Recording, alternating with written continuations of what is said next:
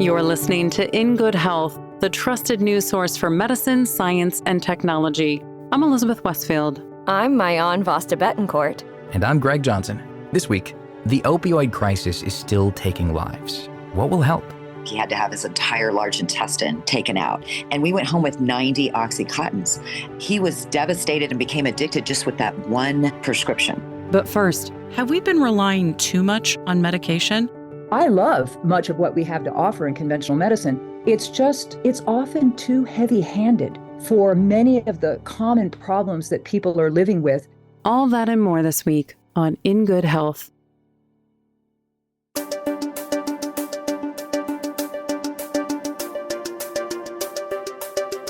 If you have a chronic condition or a parasitic infection, there's a medication that can help. Even preventative measures, like vaccines, have saved thousands from diseases that were once a sure death sentence. But this pharmaceutical approach is no longer used only for serious illness. Whether you're tired, have a headache, or need to lose weight, there's a pill for that.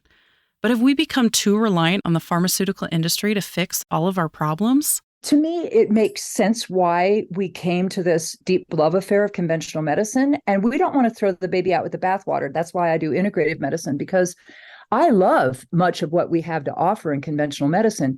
It's often too heavy-handed for many of the common problems that people are living with, which are better addressed through diet, lifestyle, exercise, stress management. That's Dr. Teroni Lodog, a globally recognized expert in integrative medicine.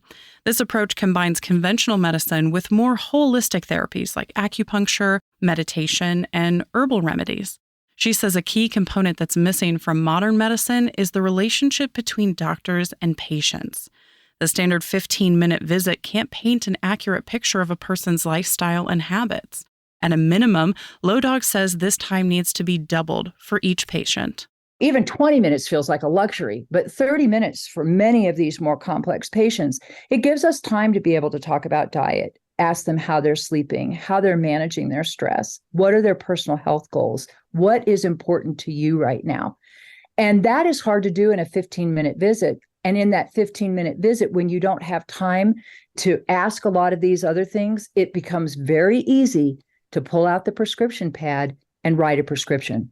It's not just doctors, is what I'm trying to say. Most doctors are just trying to do the very best they can, but it's a system itself which is designed for acute care management and is really ill-equipped in its current model to deal with more of the chronic problems people are living with. Part of the integrative medicine approach is treating diseases that occur because of lifestyle factors by making lifestyle changes. Of course, certain medication can be helpful, but they shouldn't be our first line of defense. For example, people with type 2 diabetes often have metformin as the first medication prescribed to them. Dr. David Katz is a specialist in preventative medicine and public health with an expertise in nutrition. He believes a huge problem with the health of Americans is the lack of balance between exercise and diet. The prevailing lifestyle in the United States is deficient in physical activity and excessive in food. But if we look at the food side, we basically have C's of excess. So excess calories, excess saturated fat, excess sodium, excess added sugar, excess refined carbohydrate, and a vast excess of junk where food ought to be. Many of the processed foods we eat leave us without the key nutrients our bodies need to function, like fiber, potassium, and antioxidants. And while dietary supplements are a great resource, Katz says we should first look to change the foods we eat before adding another pill into our lives. We could focus on lots of different nutrients that would benefit health, or we could just focus on the foods. And I recommend the latter, because if you get the foods right, the nutrients sort themselves out. And if you focus on any number of nutrients but don't get the foods right, you're still going to be missing out on something really important. That doesn't mean that dietary supplements are completely off the table. In fact, Katz says that this kind of all-or-nothing thinking can be harmful to our overall health. The key is using supplements on an as-needed basis. Focus on eating nutrient-dense foods, then add in the ones that are harder to get from your diet, like vitamin D. The amount of vitamin D you need will change based on where you live and the time of year. Katz takes more in the winter, but may not take any if he's vacationing at the beach. And though almost everyone could benefit from more vitamin D, your gender and age can determine which vitamins you may need to add into your diet. For example, women have much different health risks than men. We're more prone to depression than men. We're far more prone to autoimmune disease. We're more prone to osteoporosis, right? We're more prone to hypothyroidism. There's many, many things that women experience that maybe we're less aware of that are different than what men experience. So when it comes to supplementation, some of the big ones here are ensuring that during our time that we begin menstruating until either, we cease menstruation naturally or we have a hysterectomy, is that we're ensuring that we're getting adequate iron. Having an iron deficiency can cause extreme fatigue, shortness of breath, and can interfere with your body's ability to regulate temperature. Low Dog says women are most at risk of this during menstruation and pregnancy.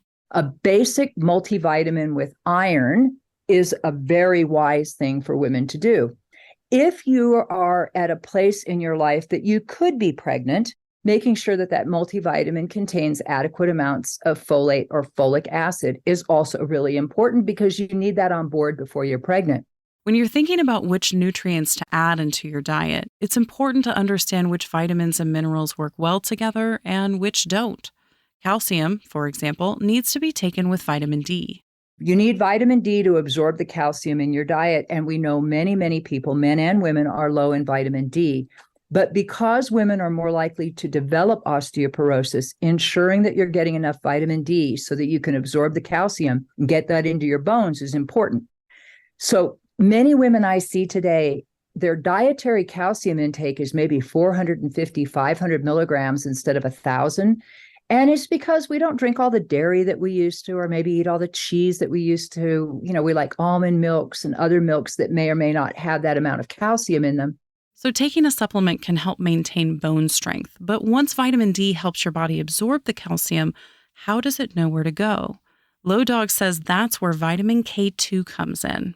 Vitamin K2 acts almost like a traffic cop, if you will, directing the calcium in your blood to go into the bone instead of laying down inside of your blood vessels or your kidneys. So if you're taking a multivitamin, try to look for one that has vitamin K2 in it, or take a calcium, vitamin D, and K2 supplement separately so it's all together. However, you need to be careful when mixing calcium and multivitamins that have a lot of iron, because the extra calcium will block the iron from being absorbed. That's why you'll often see calcium supplements taken separately from your multi, because it's a big, you're talking hundreds of milligrams of calcium and you're talking 18 milligrams of iron, very small. And a lot of these micronutrients compete for transportation outside of your intestines. And so you don't want your calcium to be taken at the same time as your iron. Also, just like it can interfere with the absorption of some other vitamins, it can also interfere with the absorption of a number of medications, prescription medications. So it's best to take your calcium 2 to 3 hours apart from taking your other medications. So if you take most of your medications in the morning, you can take your calcium in the evening so that there's plenty of space between them. One nutrient that you may be surprised to hear most Americans don't need to supplement is protein. Kat says it's really only a concern for older men. So for the most part, we eat too much protein. Almost no Americans are protein deficient, and it's not doing us any favors. It's almost unheard of in the US outside of burn units and the intensive care unit. But the healthy range of protein intake does shift over the life cycle. And men who are trying to hang on to lean body mass, and that is important, and retain muscle, which is important for functional ability, may want to be more attentive to their protein intake, quality and quantity as they age. Katz is experiencing this firsthand. As he's gotten older, he's noticed that his muscles aren't responding to exercise like they used to. And these are hormonal effects and age-related effects, and we can combat them to some extent, but we can't not age. And there is an argument then that a slightly higher intake of protein and a good distribution of essential amino acids is especially helpful to men after they hit 50. And from personal experience, I would say even more so after you hit about 60. But for everyone else, Katz says society's current fixation on protein is misplaced. Instead, he thinks both men and women should be focused on getting enough fiber. Almost all Americans are massively deficient in fiber, and that's extremely important. There are two kinds of fiber, soluble and insoluble. The insoluble fiber is crucial for the health of the gastrointestinal tract, and one of the disturbing trends we're seeing in the US today is colon cancer at ever younger age. So gastrointestinal disorders are rampant, whether it's inflammatory bowel disease or irritable bowel syndrome or colon cancer and other cancers of the gastrointestinal tract. But part of that is we don't get nearly enough fiber, which feeds the microbiome, keeps things moving through the GI tract. On the other hand, soluble fiber plays a completely different role, but it's just as important. It dissolves in water, specifically in your GI tract, and creates a physical barrier. This barrier slows down the process of nutrients being absorbed into the bloodstream, which reduces certain responses like insulin production. So if your diet's high in soluble fiber, you need much less insulin to maintain a healthy blood sugar level than if your diet's low in soluble fiber. And type 2 diabetes and insulin resistance and metabolic syndrome, all conditions related to needing lots of insulin and not being able to produce enough, these are all epidemic. In fact, they're pandemic. These are massive problems all around the world. And there's a remedy available to all of us in the food supply, and that's a higher intake of soluble fiber. This is just one example of how integrative medicine looks at the full picture to treat chronic issues instead of using medication to spot treat the symptoms. And just like how modern medicine branches off into various specialties, Low Dog encourages patients to build a team of professionals who can help treat their bodies as a whole. You can find more information about Dr. Teroni Low Dog, Dr. David Katz, and all of our guests on our website, ingoodhealthpodcast.org. Our writer-producer is Kristen Farah. Our executive producer is Amira Zafari. I'm Elizabeth Westfield.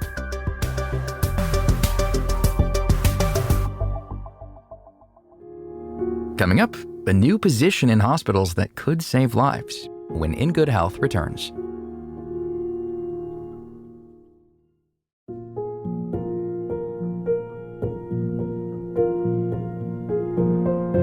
Cami Wolf-Rice is no stranger to hospital waiting rooms.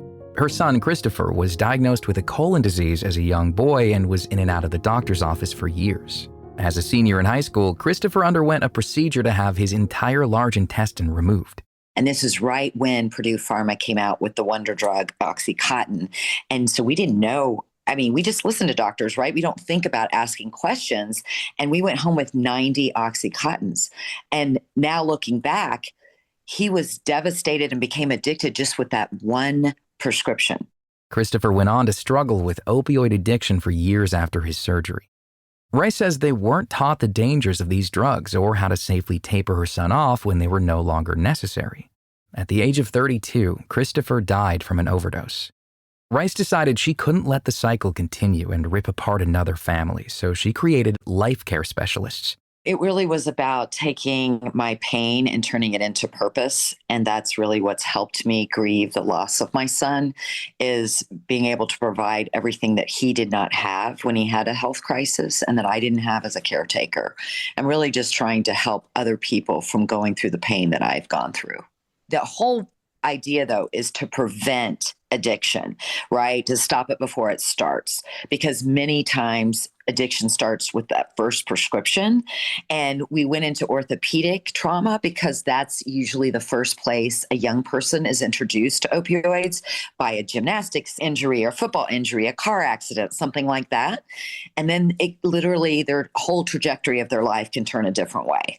Rice realized that we have coaches for everything from sports to investing, so why don't hospitals have a position solely dedicated to getting patients through a health crisis?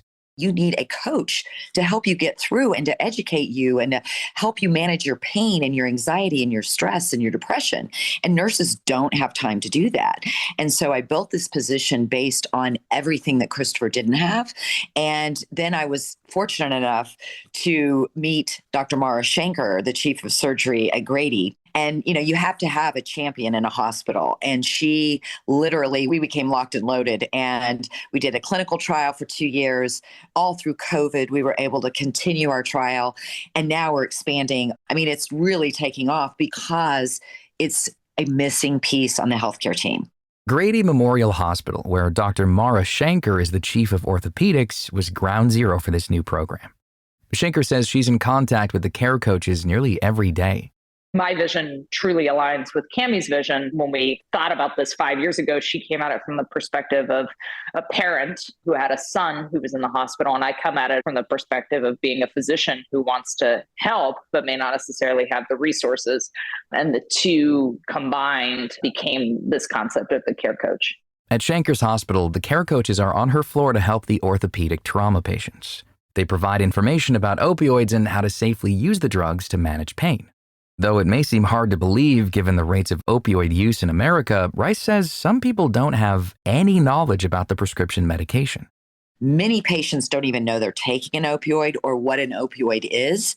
And we do follow up with patients, which is so critical to make sure that they're off of. Sometimes you have to be on an opioid, but the key is getting off of the opioid and in timely fashion. And we talk about the side effects. And so we try to give alternatives to things that you can do for pain besides taking that pill. Which Rice believes can save lives, especially since 1 in 4 patients using opioids as a long-term therapy end up with an addiction, according to the CDC. Unfortunately, many addictions end in death. In fact, 76% of all drug overdose deaths in 2023 involved an opioid, which is 1% higher than 2020.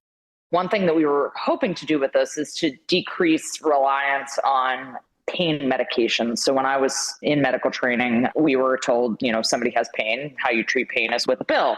And this is, relatively recently that I trained, but even in the last, 20 years since I graduated from medical school, things have changed so much with the opioid epidemic. And so, goal number one was to decrease reliance on pain medications. But the flip side of that is, well, how do you treat pain if you're not using medications? And that was something that we were never trained in. And so they also help people with other strategies for coping with pain.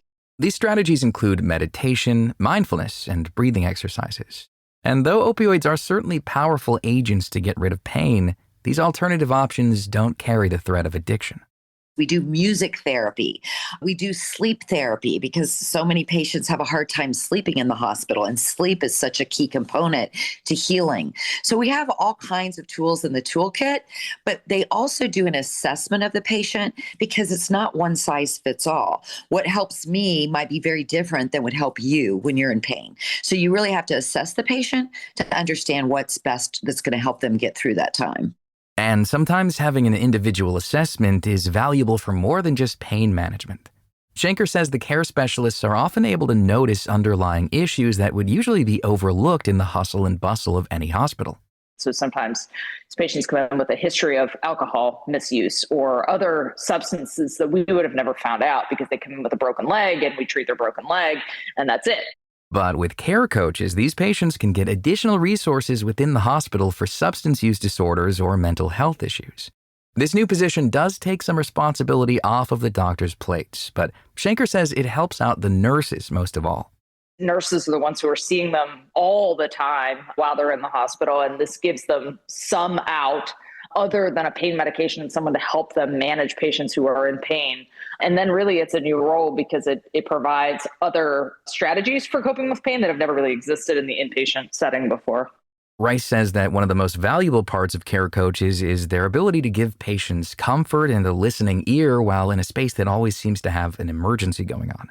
People are coming in and out of the hospital. They're poking you. They're doing all these things. We're not there to hurt, harm. We're there to just care for that patient, to set them at ease, and to help with the fear and the anxiety. Since the inception of Rice's idea nearly 7 years ago, Care Life specialists have expanded into rural areas, the sickle cell community, and have goals to move into emergency departments. On top of creating these coaches, Rice details how addiction has affected her own life in her book, The Flight: My Opioid Journey. And I wrote about my journey, but it turned into so much more because it helps the reader understand their own journey, because eventually somebody's going to get sick in your family, or you will. Unfortunately, that's life. But it's also just about forgiveness and compassion. And I talk about a home invasion that I had and how you keep hope and you keep flying on that journey, because ultimately every family knows one person struggling with self-medicating. And stop the stigma. All of the proceeds from Rice's book go towards getting more life care specialists in hospitals around the country. The Flight is available now wherever books are sold. You can find more information about Cami Wolf-Price, Dr. Mara Schenker, and all of our guests on our website, ingoodhealthpodcast.org. This segment originally aired in February 2023. Our writer-producer is Kristen Farah. Our production manager is Jason Dickey. I'm Greg Johnson.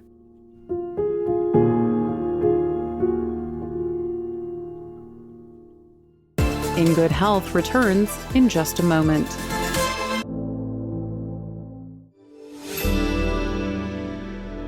Medical notes this week. Does chronic depression run in the family? Researchers aren't sure why some people have brief episodes while others experience years-long depression. However, new research published in JAMA Network uses a novel MRI technique that could help find some answers. The imaging measured a patient's lifetime accumulation of neuromelanin, which can help them estimate the same levels of dopamine. It reveals that low neuromelanin is related to chronic depression. Young women with brief periods of depression showed normal levels of neuromelanin. Will we ever truly get rid of forever chemicals? These synthetic chemicals are in cooking pans, waterproof clothing, and food packaging. They're hard to remove and destroy once they're in the environment, and our current removal technology is slow and inefficient. Thankfully, a new innovation published in Advanced Materials removes large amounts of forever chemicals from water within minutes, about 100 times faster than commercial filters. Have you taken a deep breath today? Research in the journal Science Advances reveals that sighing can help your lungs work better. The lung surface is covered in a fluid that reduces surface tension, making them more flexible. It consists of several layers, and a deep sigh is needed from time to time to restore the fluid's correct layering and improve breathing. And finally, a new understanding of video game addiction. New research in JAMA Network Open counters the common belief that video game design is to blame for teen addiction. Researchers discovered that kids who showed depressive symptoms and social issues were more likely to have addicted gaming behaviors.